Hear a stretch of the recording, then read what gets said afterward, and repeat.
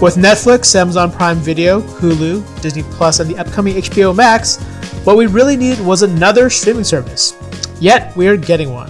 Quibi, which launches on Monday, is the latest streaming service to vie for your money. But what the heck is it? I'm Roger Chang, and this is your Daily Charge.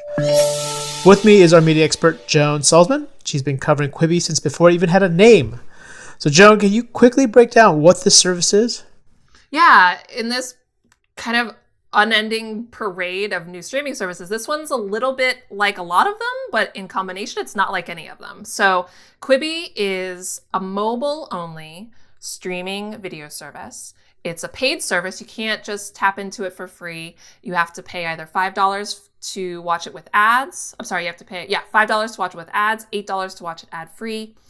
And it's designed to be short-form video that you watch on the go throughout your daily life. So it's got really, really, really, really high quality content, like very expensive content with gigantic big name stars involved with it. So in that way, it has some similarities to Netflix and Amazon Prime Video, but it is focusing on those short so-called quick bites, or Quibis, as the company has invented the term, which are a lot like YouTube. Now, the question is, there's a couple questions going on here. One is, are people going to want that, little flavor of Netflix with the little flavor of YouTube if they still have to pay for it? Also, we're in the middle of a pandemic. This is launching in the US when so many people are trapped in their homes. How's an on-the-go video service going to play out when nobody's on the go? Yeah, that for me is the biggest question right off the bat, is if we're all locked down and presumably watching and streaming and binging on the biggest screens in our house, because that's what we naturally do, where's the value when it comes to Quibi? Right. So, Jeffrey Katzenberg, he said in some interviews, Jeffrey Katzenberg is the founder of Quibi. He is a Hollywood mogul. He ran Disney Animation for years. He created DreamWorks with Spielberg and Geffen. Anyways, he said that even in this lockdown scenario where people are confined to their homes, there are still points in your day when you just need a break, when you want to have just a quick little bit of video to distract you. People definitely need more distraction now than ever before.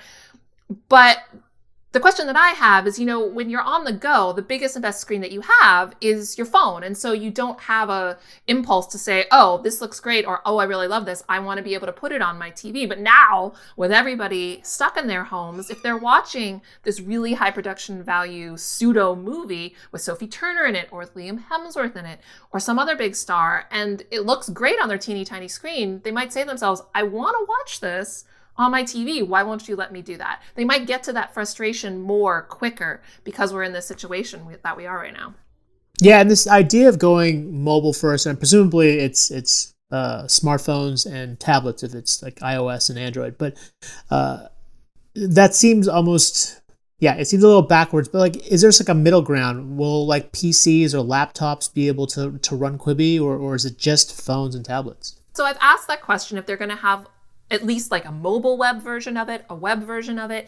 I haven't gotten a response yet. I'm supposed to be getting a briefing of the app later this week before it launches on Monday. As far as I know, this is a very app-based service. They have an iOS app and an Android app.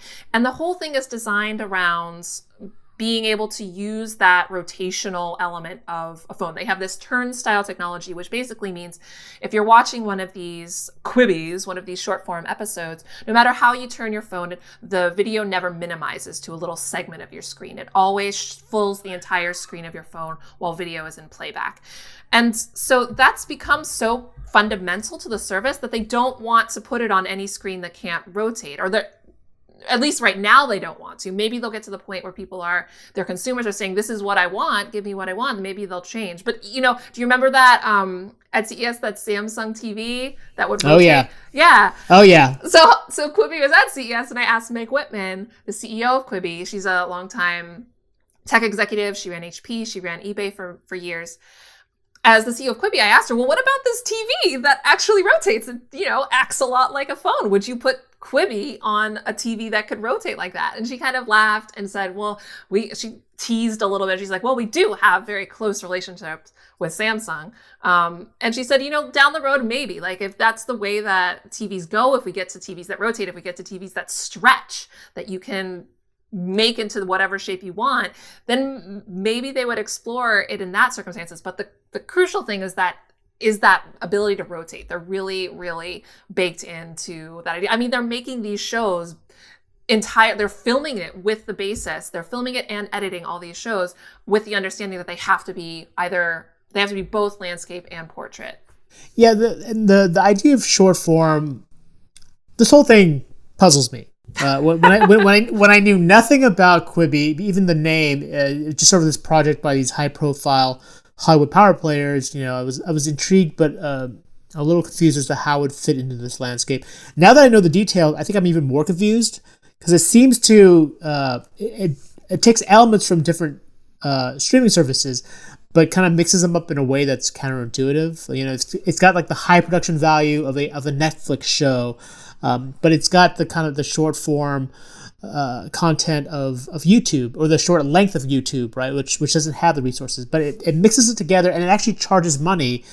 So I have to ask, is this how is anyone going to justify spending this, especially when they're probably already subscribing to a number of other streaming services? Yeah. I mean, all the data that I've seen from various sources is that people, they might subscribe to like 3 or 4, like the power users subscribe to three or 4, maybe 5 services, but you really hit your limit there. And so the one way that Quibi's getting over that hurdle of convincing people to pay is that it's not asking people to pay for the first 90 days. That's a pretty generous free trial period. Anyone that signs up for the service before April 20th, it launches April 6th, so you've got a couple weeks in between the launch and when that deadline for the trial runs out. You get 3 months of the service for free. And so that, if you're using the ad-free tier, that's about $25, $24 that you save by getting to check out. But more importantly, it doesn't create that burden to entry. You don't have to say, I'm going to commit $5 to $8 up front, even though I don't know what at all I'm getting with this thing, because it is so different from anything else anyone's really tried to launch before. So it's going to be interesting from my vantage point to see WTF happens with Quibi when it launches, because no one's really tried it. No one's tried it on this scale by far. I mean, like, the people that are involved with this are the list of stars that are involved is just bonkers. But yeah, we'll see. And removing that element of paying up front from the first 3 months is going to be a big stepping stone to getting people to at least try it. And then once they try it, they can decide whether or not they like it.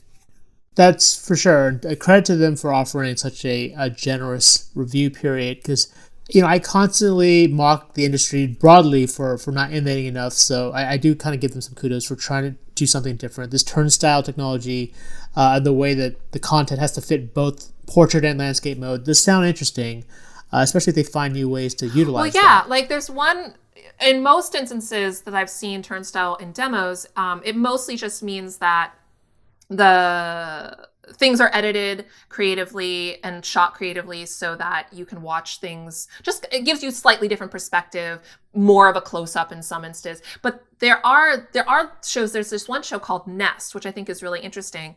What they're doing is they're shooting, it's a thriller in which the characters, when you're looking at the when you're watching the show in landscape like you normally would, like for a Netflix show, you're just watching it and you're seeing the action play out. But when you rotate it to portrait, you get to see what's happening on the device of the character that you're watching. So, they showed us a clip of this show of Nest where there's a woman sitting on her couch and someone rings her Nest doorbell, I think is where the name of this show comes from.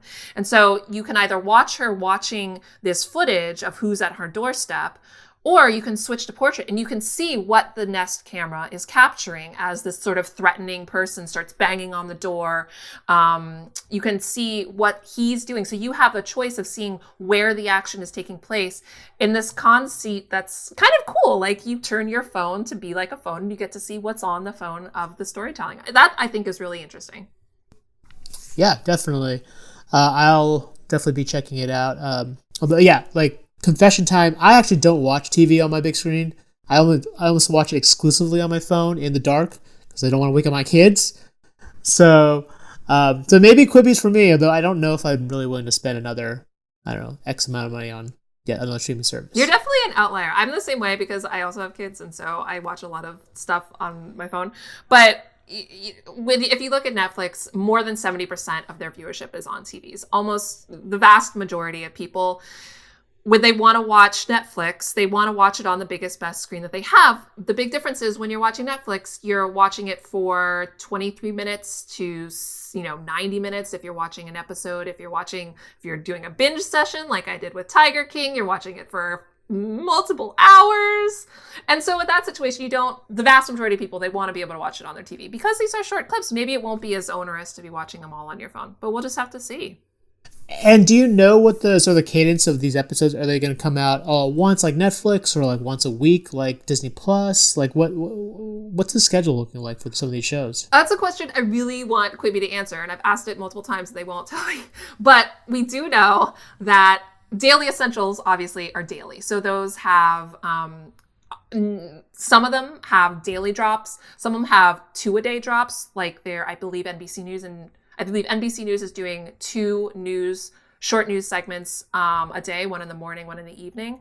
Daily Essentials come out daily. They've said that there will be one, what they call movies in chapters episode dropping every day, and 5 unscripted / reality episodes dropping every day. But we don't know, especially since these are short form things. I can't imagine that a 10-minute episode of something and having to wait an entire another week to get it. I can't imagine that weekly drops will keep people interested, because if you only have 10 minutes to get people in, what's going to keep them invested if you have to wait another 7 days to get another 10 minutes? It just seems like it'll strain people's patience.